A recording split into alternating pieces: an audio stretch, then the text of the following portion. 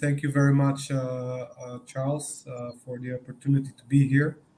It's a bit quite unfortunate circumstances. We indeed planned a bit of a different discussion, but I think that the events that were hitting us from Saturday morning led us to a new situation, and I believe when all this war in Gaza will be over this time or in a larger time period, we will wake up for a bit of a different Middle East, and therefore it is important for me, first of all, to describe the situation as it is on the ground at the moment, and how it has been in the last 5 days, the emotions, the chaos, and then give you a brief insight of how it all began to my side from the geopolitical standpoint and the outstanding domestic tear that we experienced here in the last year.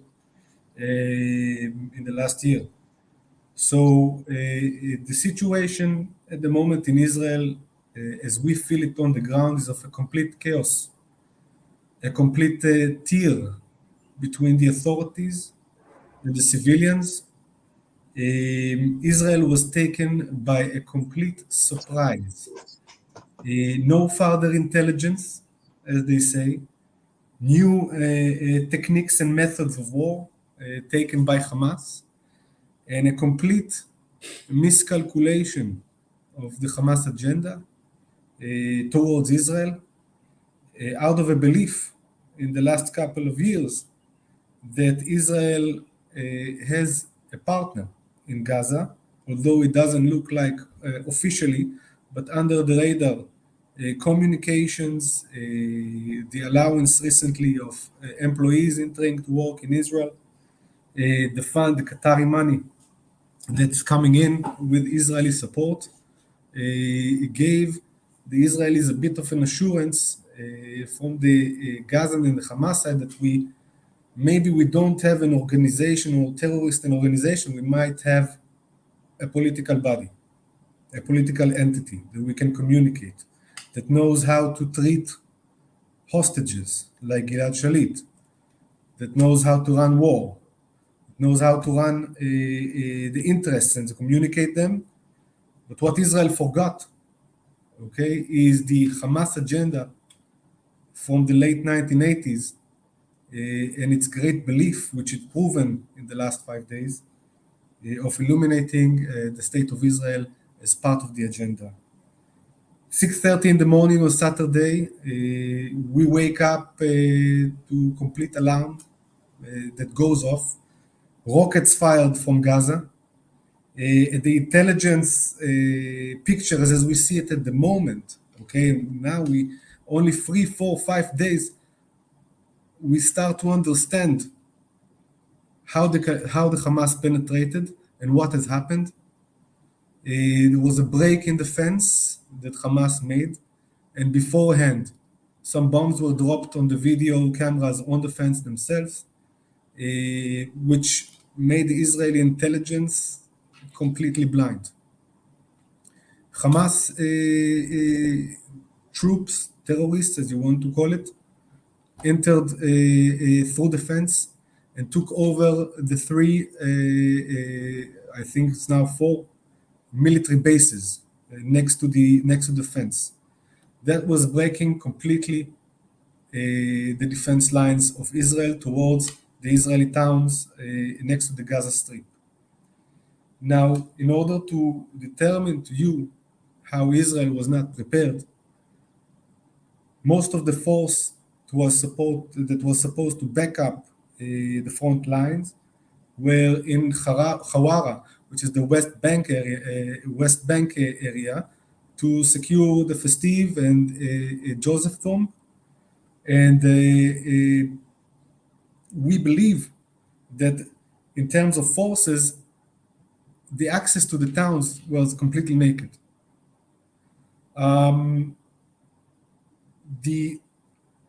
Since the information has started to arrive, okay, from the time of the penetration into the kibbutz and into the towns next to the Gaza Strip, took around 3 to 4 hours until the first forces to arrive, which is a lot of time. In terms of the actual taking over and taking a hold of a control of the Gaza Strip, only a day after. This created a new situation. 1,200 people killed, 200 were kidnapped, and 2,700 wounded. Two things have happened when I've seen this terrible news. The first, my eyes were not to what's going on in Gaza. In this extreme situation, when Hamas is taking on itself such an extreme act of violence, it has to be something of a broader picture. Most of the security establishment eyes were towards the north, of what's happening with Hezbollah. And there was a major effort to strengthening the northern front and to make sure, Israel is prepared. And this also until now, with the attacks coming from the north here and there, the main concern of Israel to be dragged into a major war. However, 5 days ago, the major concern was that Israel may fall. Because if we find ourselves in an act of surprise, if we were to find ourselves in an act of surprise, when multiple fronts arrive, including the Arab Israelis in the West Bank, we would find ourselves in a completely different situation, unprepared, and therefore I believe that we all happy as much as we can, obviously, but that Israel was able to gather the pieces together and react. This act of violence has changed completely the dynamics and the way Israel views Gaza and the Hamas. Until today, we were in a policy of containment and reaction. We were living from one round of violence to the other.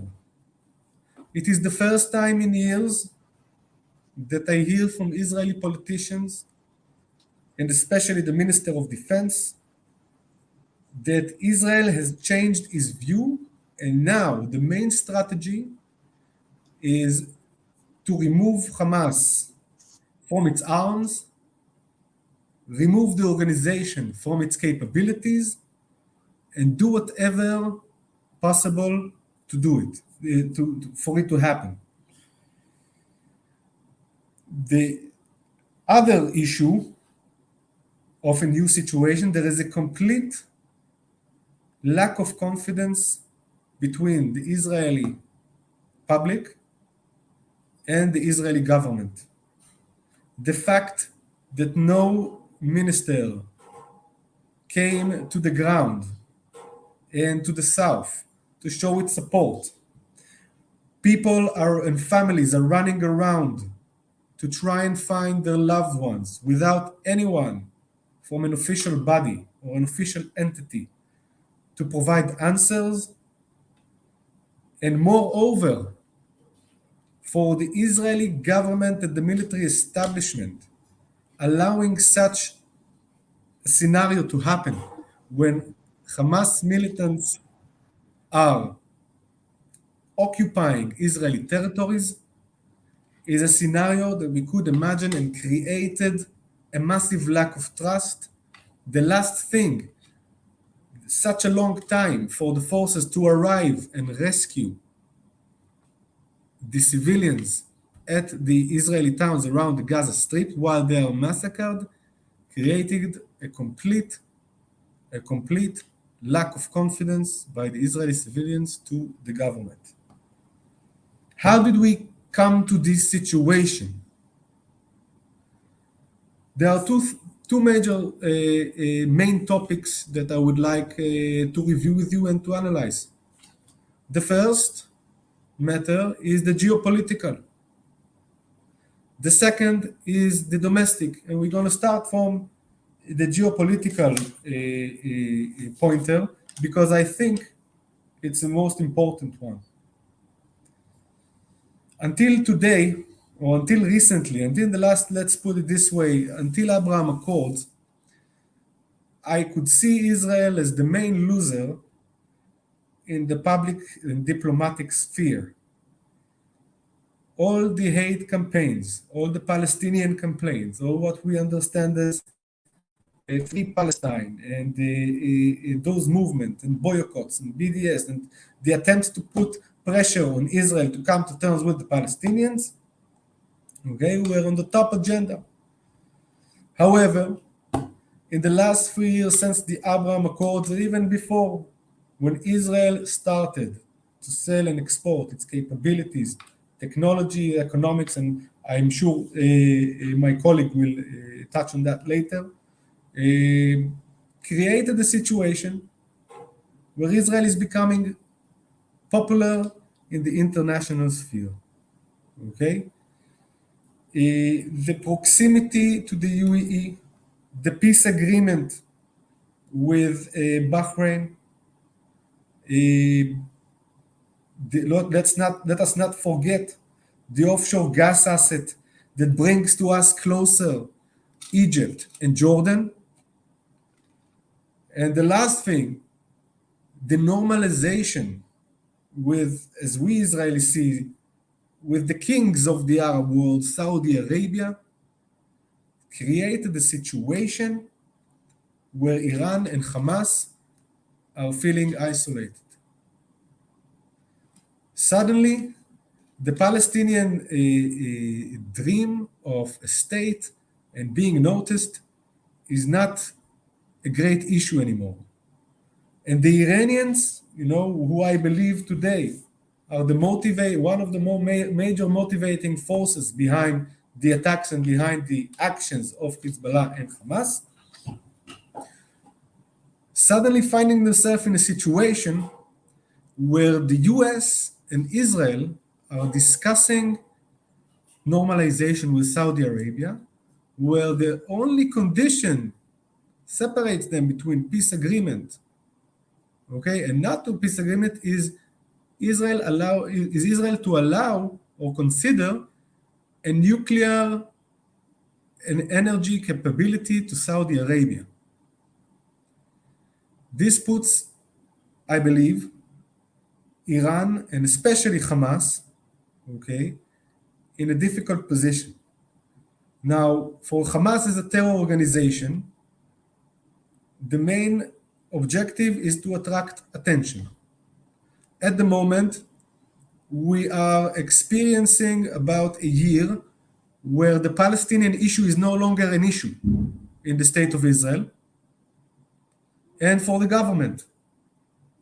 So, apologies, there was a little rocket, I believe, that just went through and penetrated by the Iron Dome. So, sorry if it took me out of concentration. Another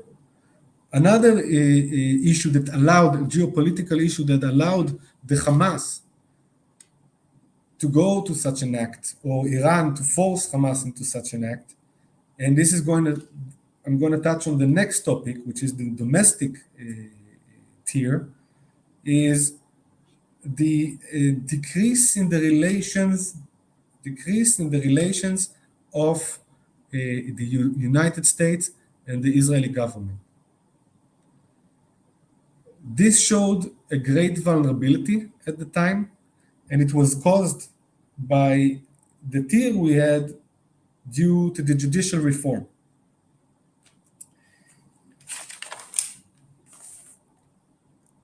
This condition is crucial because the way, okay, it was viewed by our neighbors is not necessarily positive, okay, positive in a way that Israel at that time of the judicial reform and domestic tier in the society, Israel was seen in its darkest times, I would say.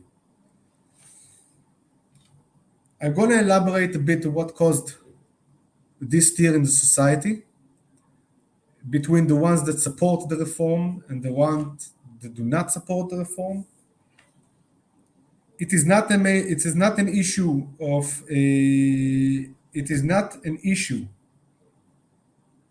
of left and right. It is not an issue of who supports the reform or not. This is something culturally that goes way back from the second government of Netanyahu. Suddenly, we see two sets of principles.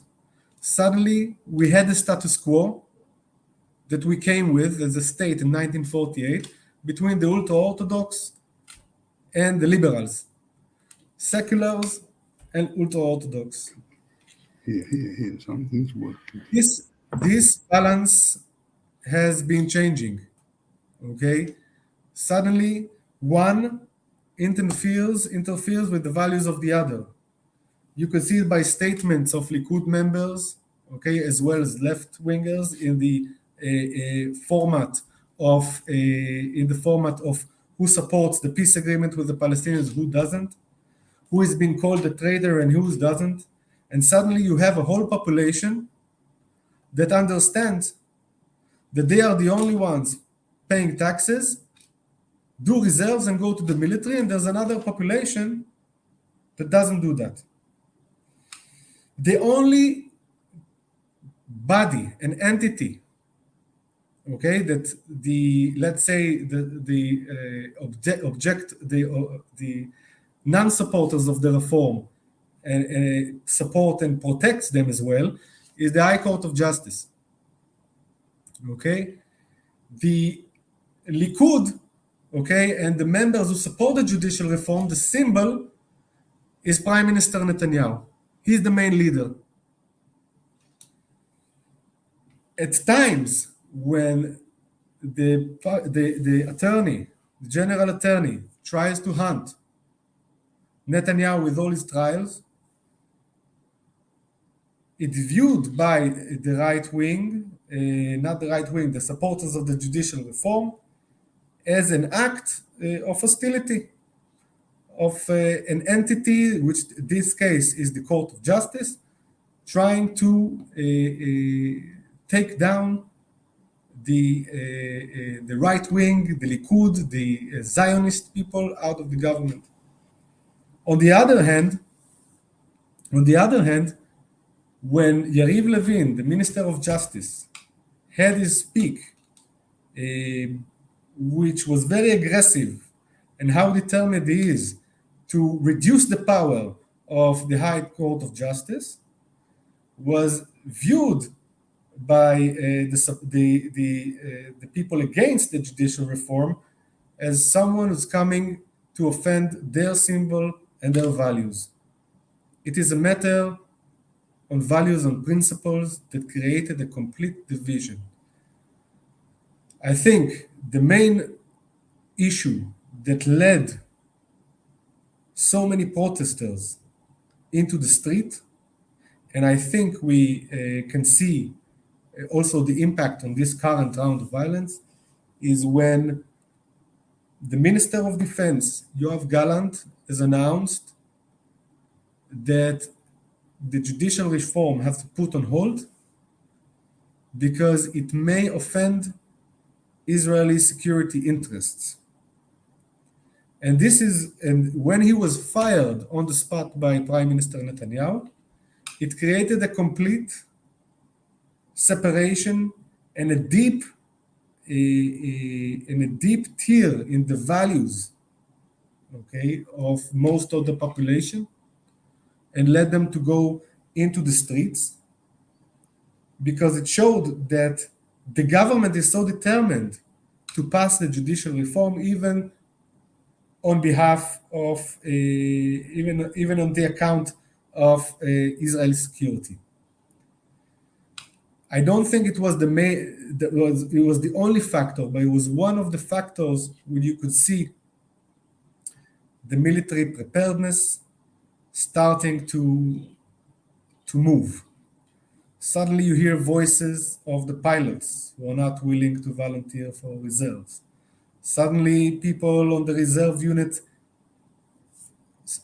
putting their own thoughts into the things and say, look, we are not going to serve a dictatorship or whatever it is. It became a major issue of national security, and in the meantime, you have our neighbors looking from the side and deciding where and when. Because first of all, you have this lack of unity, discommunication between the government and its own population. The impacts that we had in our foreign relations are major. The US is taking a step back from us. The criticism from around the world is taking a really high pace. And the way it was viewed by our enemies, it was viewed as a really vulnerable situation to be in. So the geopolitical side, together with the internal implication and the domestic issues that happened, the vulnerability, together with Hamas being pushed back to the wall, Iran is being pushed back to the wall, a reaction would have to be made from their side. The way it was viewed from the Israeli side, we have peace in the Gulf, and normalisation is coming up.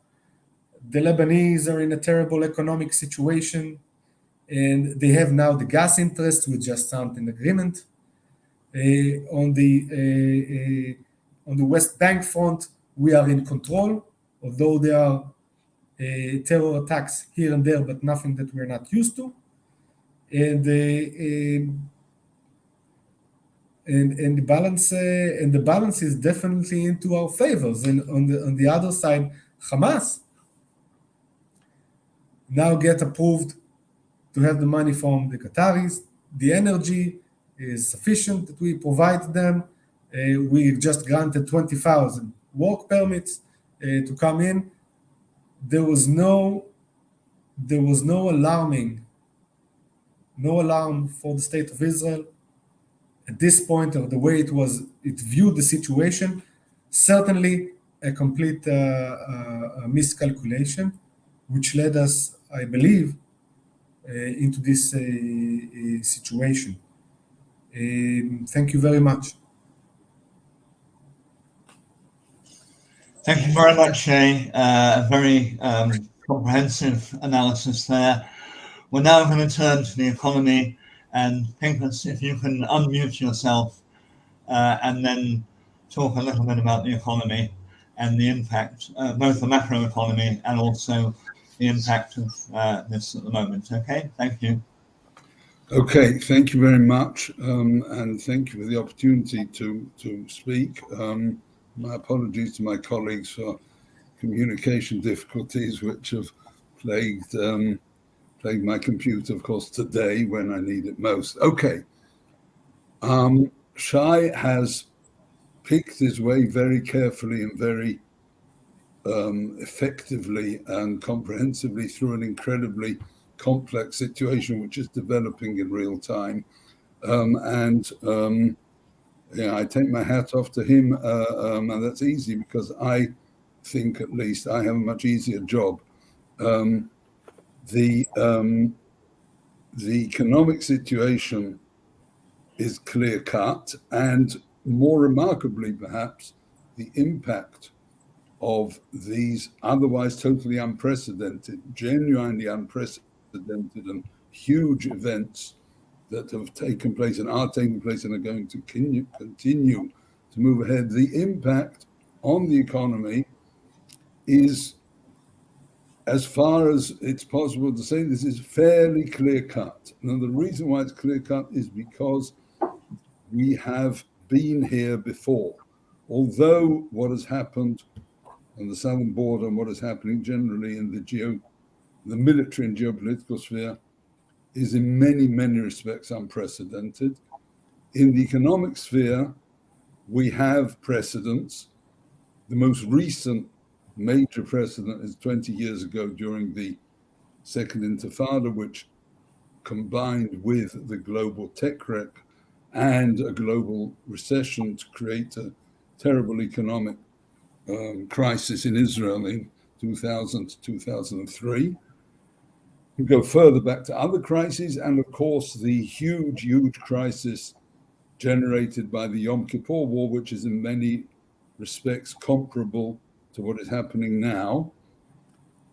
And therefore, we have a kind of an analytical structure which we can use and apply, and I believe it's still very relevant and robust in that sense. So I'm going to kind of run through how I see the impact of the war on the economy. I'm going to try and explain why that impact is going to be intense but limited, and why, given my expectation, and I think Shay's expectation, that there will be a military resolution, very far-reaching, very horrendous in everything we thought before last Friday, as of last Friday, is passé, is history, is irrelevant. But in the economic sphere, as I say, the parameters are pretty clear. And I'm going to make the key point, that the underlying strengths of the Israeli economy are and will remain intact. So let's just run through it briefly. The impact of the war on the economy is as follows. There is going to be a severe domestic recession, which, because of the dates, because of the calendar, we can say with great confidence that the fourth quarter is going to be a disaster. The first quarter, in which there will probably, as far as one can see now, there will probably be continued hostilities, and therefore likely a large mobilization as well, not as large as the current one, which is unprecedented in Israeli history. First quarter will also be bad, but probably not as bad as the fourth quarter. And then we will emerge from it, hopefully, in the course of 2024. And the impact will fall primarily on the domestic economy. Now, I'm going to say something which I hope will not be misunderstood, but to me it has to be said. The domestic economy has been overheated for years, and we haven't got time to go through the whole background analysis, but this is an economy that was in desperate need, in economic terms, desperate need of a recession.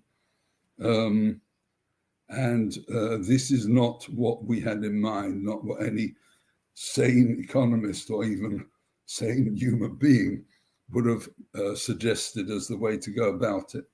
But insofar as one can say such a thing, this is going to be a terrible shakeout, and it's going to have severe impact and so on, but it's necessary medicine. It had to happen one way or another. So we will see a massive hit on private consumption, on private investment, which includes very notably the construction sector, and some export areas, first and foremost tourism, because tourism is technically, from an economic sense, it is external, but from the point of view of the people who work in the industry, it employs a very large number of people in Israel, and there won't be any tourism for some time. Again, as a fluke of the calendar, summer season is over, the Jewish holiday season is over. There would be a hiatus normally from now till Christmas. And so this is a weak period, but tourism is going to be smashed for a long time. So those are the areas that are going to be really badly hit. However, and this is perhaps critical, and many people don't appreciate it enough, the external sector, most Israeli exports will remain strong. Most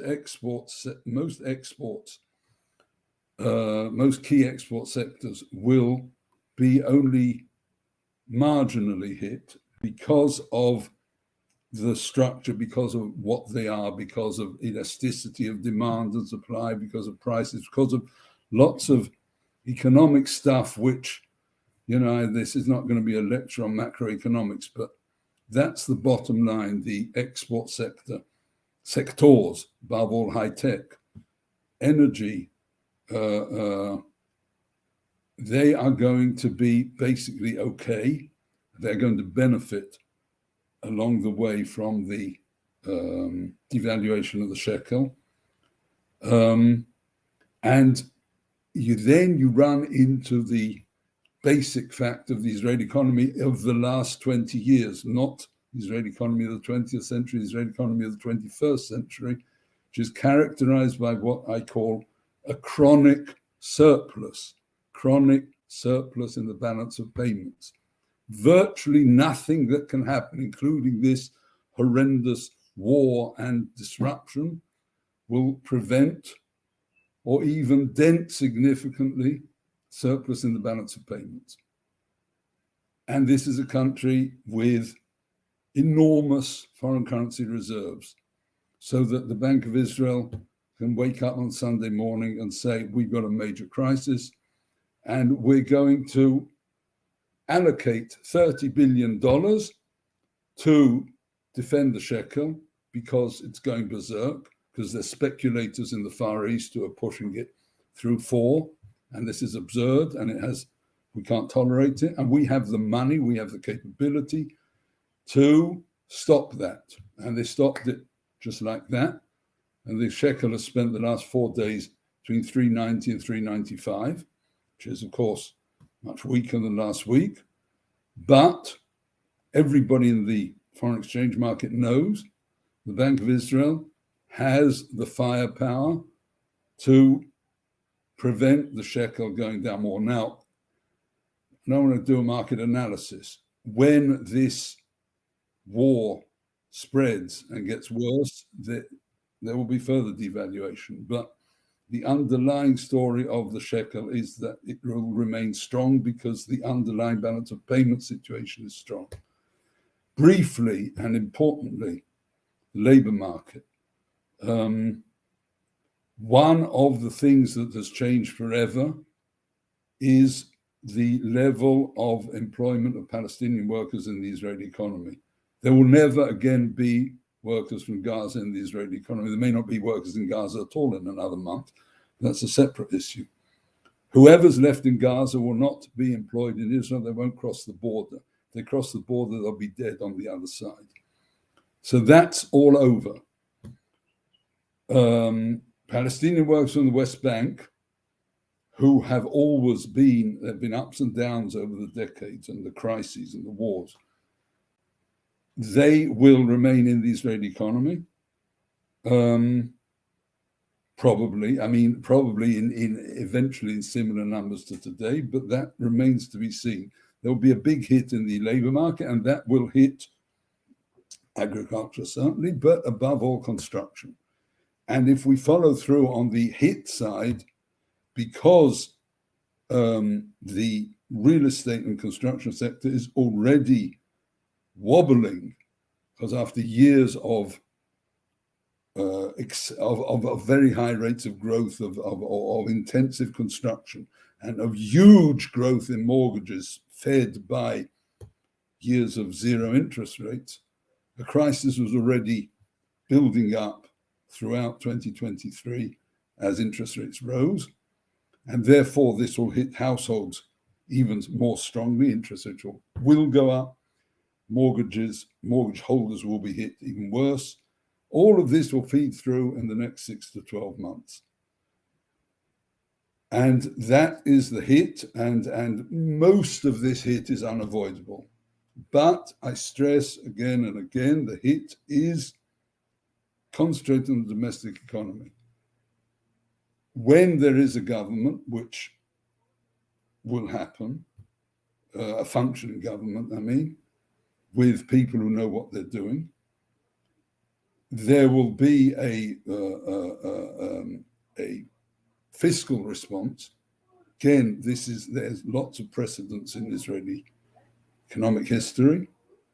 There will be a need to plug the growing hole in the budget deficit, and that will be done by raising taxes and by cuts, in some cases severe cuts, with immense political consequences on certain areas of government spending. But again, we have the ability to absorb that because of the very strong state of the economy over recent years, and particularly last year, which was a blowout year for reasons that are all history now and we don't need to go into. But 2022 was a year of a budget surplus, then second time, I think, in Israeli history. And we can take this hit, the total opposite of the situation in October 1973 and the Yom Kippur War. The government can run a budget deficit next year of 10% of GDP, let the debt to GDP ratio rise sharply. And even Netanyahu, if he's still there, and even the clique of neoliberal fanatics in the Treasury and elsewhere will have, I think, and certainly will understand that worse things can happen to a country than having its credit rating cut. And if this year the United States, the United Kingdom, and France and Japan and many other countries have had their credit ratings cut, and they still function, and Israel, which hasn't, which has been living under this phony threat of if you don't do this, that, or the other, then your credit rating will go. This is all nonsense. This is part of the make-believe world which came to an end on Saturday morning. So there will be a massive budget deficit next year. There will be tax rate. They will handle that. It's all short term. It's all cyclical. The underlying strengths of the Israeli economy are as follows: high tech and high tech FDI, foreign direct investment. There has been in recent years a huge inflow of FDI into high tech, but it's all phony, fluff, most of it, fluff, phony, garbage. I don't want to get dragged into this, whether there is any substance in fintech, how much substance there is, and lots of the other stuff. And if I say that this mouse is worth $100 million and you can buy it for $1 billion and the next guy buys it for $10 billion, this is all make-believe. Real Israeli high tech is incredibly strong. The defense industries have never been stronger. They have order books through to the end of the decade. Mr. Putin has ensured that Israeli defense sector will do well as far into the future as anybody can see. That's one big story. Another big story is the energy sector, which is growing and which, after the imminent demise of Hamas and the likely downsizing, I think is the correct financial term, of Hezbollah, there will be no more problems in the Eastern Mediterranean. I don't know, I couldn't hear a lot of what Shay was saying because of my technical problems, but yesterday Mr. Biden made a historic speech, historic in Israeli terms, historic in American terms, historic in global terms. There are two carrier groups in the Eastern Mediterranean whose job is to prevent Iran getting involved and restraining Hezbollah, and inter alia protecting Chevron's assets in the Eastern Mediterranean. There are drilling licenses that are going to be announced in the next few weeks, maybe deferred in the next few months. More foreign companies are going to come in and drill, and there is gas to be found. The Israeli energy sector has an enormously great potential over the medium to long term. Yes, there is much higher risk. People who thought that there wasn't risk have been disabused of that notion. But there is also very high reward. So the energy sector will continue to expand. And as we know, Europe is desperately hungry for any gas it can get, whether it's from Israel or Egypt or Turkey or any of the, whoever's got it, sell it to Europe, they'll buy it. The Israeli banking sector, another not well understood issue. The Israeli banking sector is exceptionally strong. They are going to suffer well-deserved losses in mortgage and construction. That's all baked in the cake, but these losses are not big enough to create systemic risk, so they will have bad years, and so on, as banks do. But the sector is strong, the industry is strong.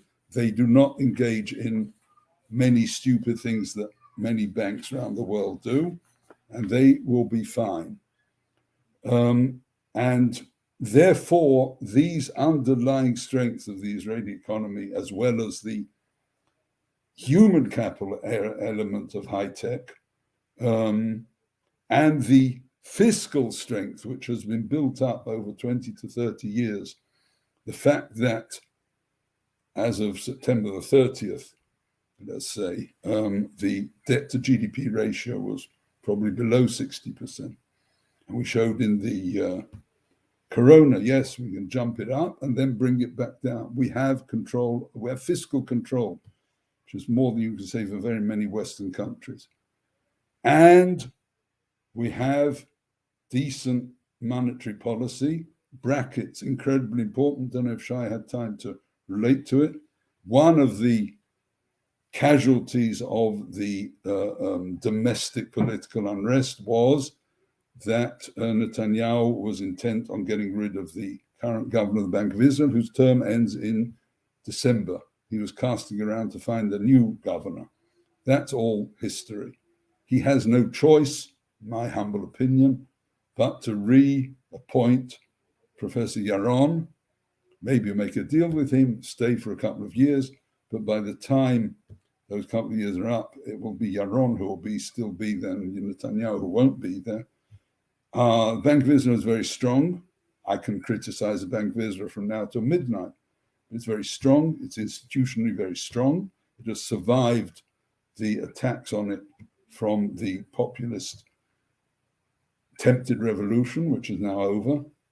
And they have already shown this week they know how to handle a potential foreign exchange crisis, and they will continue to do basically a good job, along with kind of mistakes that central banks make, because that's how they like to live.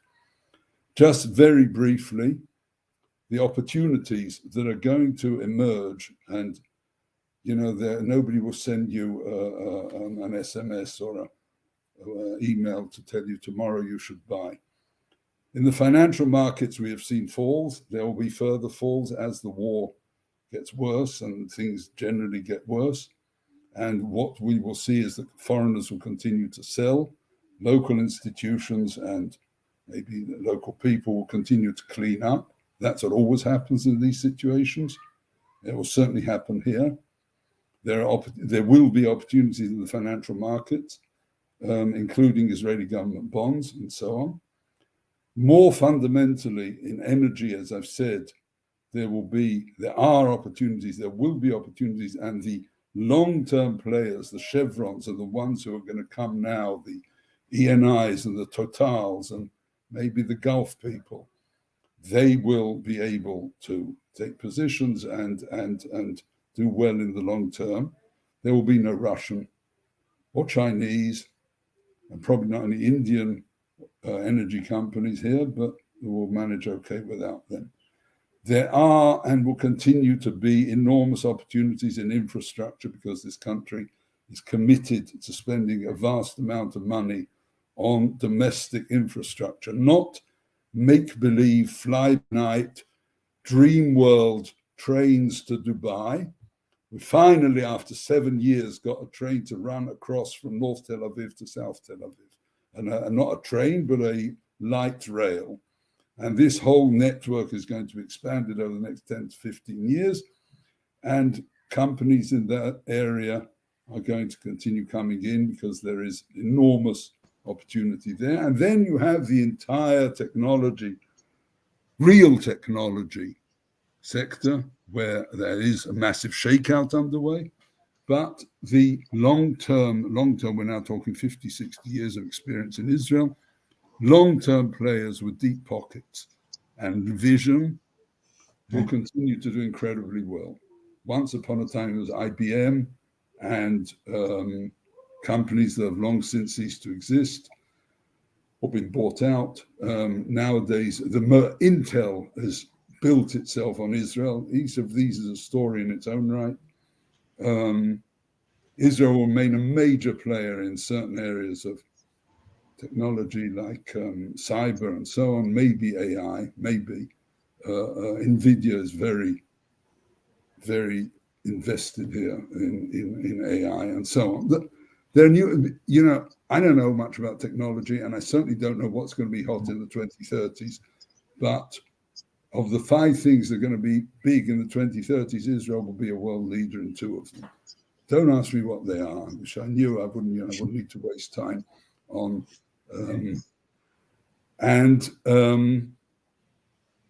The Gulf and the whole normalization thing, and beyond that, India, the Gulf, Israel, that is going to happen, not overnight and not with railways and not with all these kind of mad projects which nobody's got money for, but the geo-strategic idea is fundamentally sound.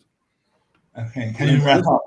As regards one last point, as regards Saudi Arabia is not essential from an economic point of view, and the whole idea of normalization with Saudi is not economic; it's geopolitical and military and so on. It may well happen. If it happens to be very nice, it's not essential. It's just nice. Thank you very much. Thank you. That was really excellent. James, would you like to unmute and then perhaps give your comments or look at some of the questions? Yeah, thank you, Charles, and thank you, Shay, and thank you, Pinchas. I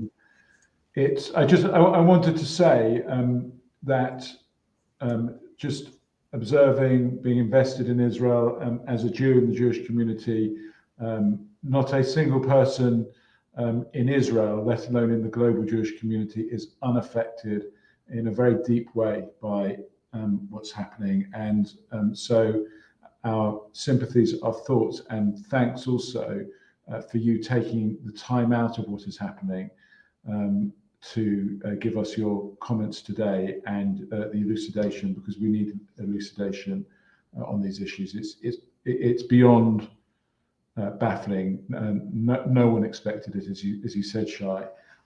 And so thank you very much. And you're doing it in the context of bombs going off around you. Shay, you're in your shelter, and the government, and every 3 seconds, alerts coming up on the website saying there's a new development, whether it's a bomb hitting a hospital or whether it's a government being formed. And so thank you very much indeed. There are some questions. I've got some questions I may ask myself, but I see that in the chat people have asked questions, and I wonder if you can see the chat. Going from the bottom, George Doughty, I haven't actually read this myself, but says that it's claimed that Russia implemented a major cyber attack on Israel immediately before the attack. And I wondered, maybe Shay, you'd have some insight in relation to that. Yeah, thank you. Thank you, James, for the support. Thank you, George, for the question. I've heard it actually yesterday, the Russian involvement. My view on the Russians, I do not know if there was any cyber involvement. I hear from former executives at the Internal General Security Services that foreign involvement into the IDF system is currently being checked. I have no doubt there was an Iranian involvement, whether if it's support, weapons, money, cyber.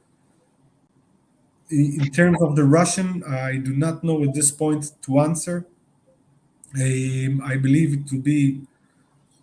I think there's no doubt the Iranians are one of the major backers of this attack, or at least gave the advisory or the word to conduct this horrible attack. With Russia, again, Israel's relationship with Russia in the last few years, the prime minister tried to get closer to Putin in Russia. There been major efforts because of the geopolitical situation and Russian involvement in Syria, and the coordinations of Israeli Air Force attacks in Syria. There was a will by the Israeli government to get closer to Putin, also because of the large community of Russians we have here in Israel. And not to say the less, during the Russian-Ukrainian war, most of the time we stayed neutral in order not to upset the Russians. So I believe that it is very unlikely from the scenario we see, but again, Russia is Russia, and it's very unexpected, very difficult to forecast, and this is it. So I don't know about the Russians. The Iranians, I have no doubt there is an involvement.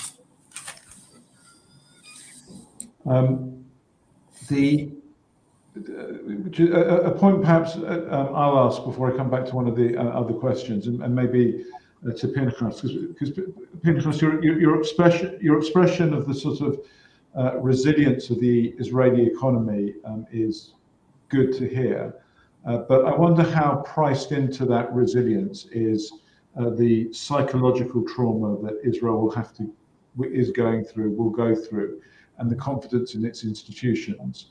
The confidence, obviously, the confidence in the government has suffered. We know at least half the country lacks confidence in the government. But now the other rights of faith in terms of the army and the intelligence services and their failures, and even the sort of other, what has become a pillar of belief in Israel, is Israel as a startup nation and its ability to be the startup plucky nation, and I wonder whether those dents in Israel's collective consciousness are going to affect the resilience that you talk about. Can you unmute? Okay. First of all, yeah, thanks. I mean, that's a phenomenal question, and in fact, it opens up endless spheres. Yes, all the institutions have been shaken. Interestingly, the economic institutions less so, and the attacks on the economic institutions, the Bank of Israel, the competition authority, all kinds of regulatory authorities, and so on, were damaging and are now over. That the revolution, the attempted revolution, is over. And therefore, this is part of the shock, of the shakeout, if you like. But these are very strong institutions, and they will come through okay. I want to throw at you, so to speak, a broader idea, which much too early to have any serious opinion about, but as a possibility. I want to suggest to this audience, who I don't see, but I can imagine who they are, that the high-tech nation hype ran totally out of control, particularly in the period between roughly 2017 2022. Yeah. It went completely berserk in terms of money and everything else. And if that is the case, then there is its demise is no loss. Lots of people will lose lots of money. A lot of people will lose their jobs, including some in my family. But the economy will not be any the worse for wear. The underlying strength of Israeli high tech, which is a subject worthy of much wider discussion, has to be divorced and distinguished from the hype of high-tech nation, which just got completely carried away. James? Thank you. Charles, shall I carry on a little bit? Sure, yeah. I think we've got up to 15 minutes maximum. Okay. Timothy Williams asked about references being made to a wider conflict, and you've both mentioned it, but it feels to me in reading over the last few days as if obviously there's a risk, but the risk of the wider conflict spreads even beyond some of the predictable and predicted actors of Iran and Iran proxies. And that other players in the region, Turkey becoming very vocal very quickly, for example, are going to have a major role to play. And I wonder how you assess the risk of a wider conflict, and whether this at the moment is just people clearing their throats, or whether there is a genuine risk of a wider spread. And of course, it will start, I imagine, if Hezbollah begins the campaign in the north, and what you think about the prospects of a war on the northern front. In terms, it's a very good question, and it's as I mentioned in the beginning of the webinar, the eyes are always at the north, and there's a reason for that. The reason is that Israel, I don't believe that Israel at this point wants to find itself whatsoever in a multi-front war. Not in this situation, not in this uncertainty, okay, in terms of the preparedness, in terms of the readiness, and not after this kind of horrible horrors had happened. Having said that, also Hezbollah doesn't seem to be wanting very much this conflict. I want to mention that the methods of the invasion from Gaza into Israel were taken as the methods of Hezbollah. This was the grand plan of Hezbollah since 2006, 2007. They were digging tunnels underneath the kibbutz of Hanita and other towns in the north, okay, in order to pursue the exact plans of occupying land in Israel. Everything around it was based on the element of surprise. Since the Hamas has started and Israel has established itself in the north, the element of surprise is gone. Now the only scenario I can see Hezbollah entering to a full-scale war, together with the Syrian fronts and Iranian militias sitting there, is only a matter of miscalculation.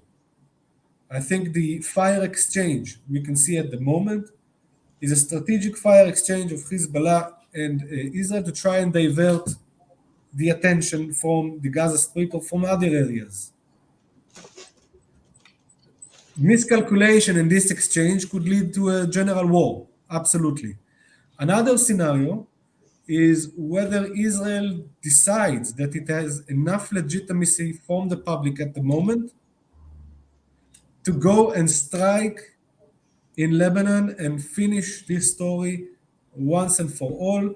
I don't see this scenario happening, not at this time, maybe in a month, 2 months, a year time. Now the main focus is to bring back government's credibility, and they have a very short time in doing that by handling the promise and disarming Hamas. Pinchas.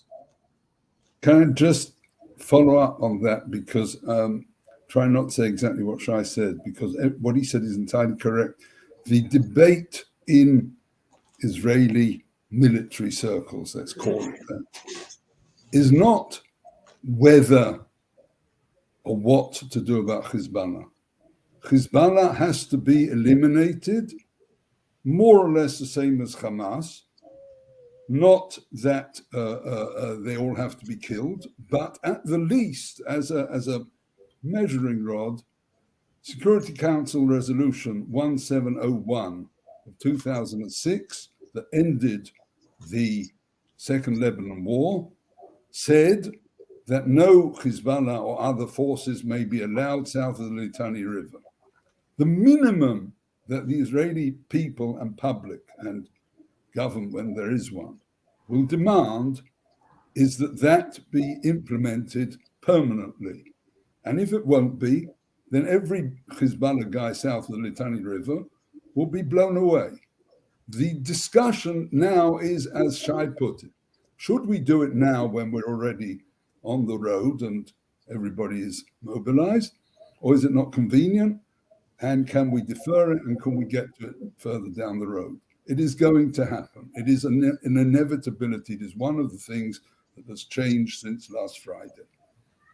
Can I ask a question? Tim Keevil here asked a question about Gaza, and I have a similar sort of question.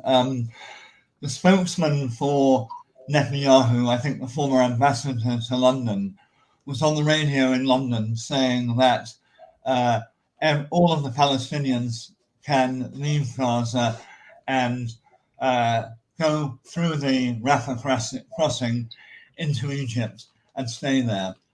You have 2.5 million Palestinians in Gaza. What is the realistic long-term solution to the Palestinians in Gaza? Shay. It's a very difficult question because our leaders are currently caught up in a very difficult situation. Again, now when the stories come out of the horrors, okay, people are starting to digest of what's happening, and the time frame and the lack of support and responsiveness from the government on the ground during the battle has created a massive tear between the government and the civilians. At the moment, and yesterday I heard a couple of friends, and also the former spokesperson of Netanyahu is a close friend of mine, without showing a drastic move, and I don't know what is drastic move yet, because I don't think moving such a population and moving them to the sea or to Egypt is something that a reality. But changing the reality without changing it, the people who used to reside close to the Gaza Strip will never go back there. And I heard it from several sources I have there with very high positions, and the leaders are stuck. So what do you do? What do you do? Can you really move away 2 million people? It's not going to happen.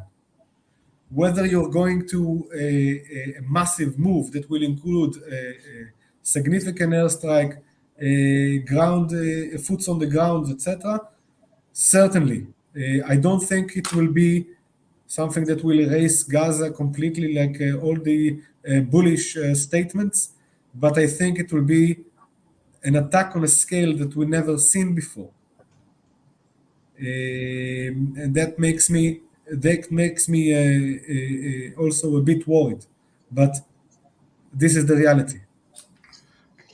I mean, the other factor, complicating factor, and you've pointed out many of the differences between this attack and previous attacks, and why this is so markedly different. But the other factor is the taking of so many hostages, and I mean, I can't work out, and I haven't read anywhere how that hostage situation is going to unwind over the next few days and weeks, because it gives Hamas a card that they've never had before. I mean, they've obviously had one or two hostages. They've never had a card to this extent. Mm-hmm. Absolutely. Pinchas, do you want to answer that?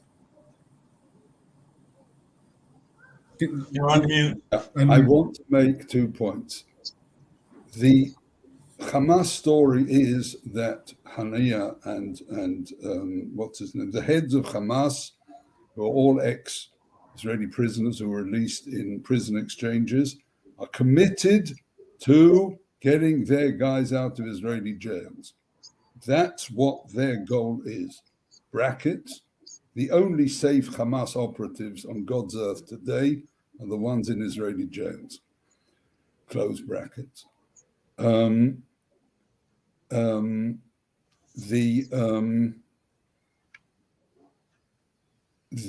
hostage, like everything else in Israel, hostages is not what it was last Friday. Probably a majority, this is speculative, a large minority or majority of the Israeli public today believe that the hostages cannot be the deciding factor anymore. And on the contrary, the only way any hostage will get out alive is by increasing the bombing, increasing the elimination of Hamas leaders, and only those people who surrender and bring the hostages over, they will be allowed to live. That's where the Israeli public is, and it's the Israeli public, the mainstream Israeli public, the 300,000 guys who are now in uniform, who are now back in control of the country. That's critical to answer. Now, the point I want to make is that if Hamas was a rational organization and their leaders wanted to get their people out of jail, then on this incredibly successful raid, they should have taken 1,000 hostages and dragged them all back to Gaza and not cut their heads off and disemboweled them and raped and killed them. And that has changed Israel and the Middle East forever. And hostages is just one of the things that is not what it was and never will be. Because there's no point in negotiating with Hamas about hostages, because if we go through that spiel again, they'll be back. And we're not having that. Okay, James, do you have any final comments? And then we'll wrap up. Only to repeat the thanks, I think, for the whole audience for this insight into what's happening. I feel, Charles, as if you're going to have to organise another one in a week, because we're going to need further insight then, I'm sure. But thank you very much for organising it, and thank you very much to Pinchas and Shay for their contributions. And I wish them safety and for them and for all their families. Thank you very much, everyone. Thank you really very much. Thank you. And just Thank a you for reminder, your we'll concern. send the podcast out tomorrow. Many thanks indeed, and we'll be in touch by email. Many thanks. Bye.